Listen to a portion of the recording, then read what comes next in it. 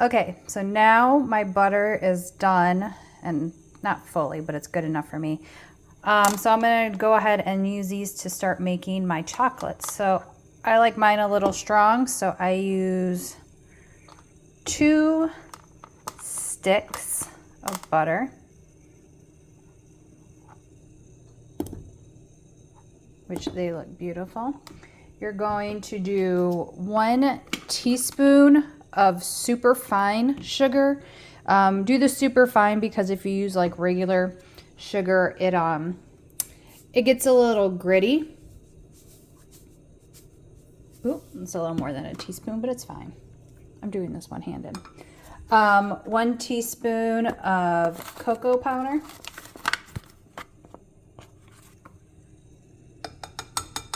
And usually I actually wait for the butter to melt, but whatever. Then I'm gonna do 1 teaspoon of vanilla extract, and I do 1 bag of the Ghirardelli dark chocolates because I like dark chocolate. So I'm going to melt the butter, whisk it all together, and then I'm going to slowly stir in my chocolates.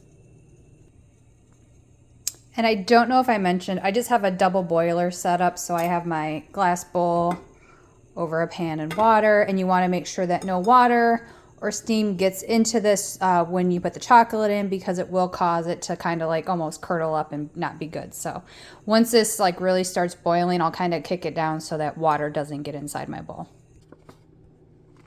So at this point, I am just melting the rest of my chocolate slowly, and like I said, you just stir a little bit in at a time. I do it about 4. I section it off in about 4.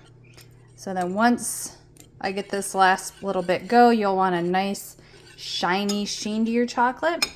And then I just have like these little silicone molds. I use these beautiful dinosaurs, and I'll just scoop them in with my little eyedropper, and then I stick them in the freezer for about 10 minutes a batch, and then they are ready to consume.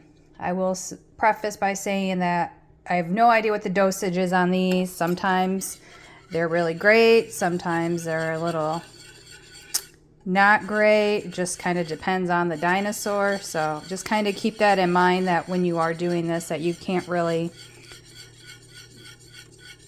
determine how many milligrams one is. So I'm going to fill up my molds now.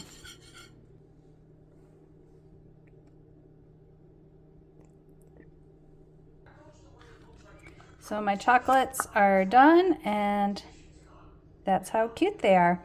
So I make 4 sticks of butter, but I only use 2 in a batch. So I'll be able to fill up this entire container with that bag of chocolates and 2 sticks. And then the other 2 sticks you can wrap up tight and keep them in your freezer. If you're going to use them really quick, you know, you can just keep them in your fridge. And that's my chocolate recipe.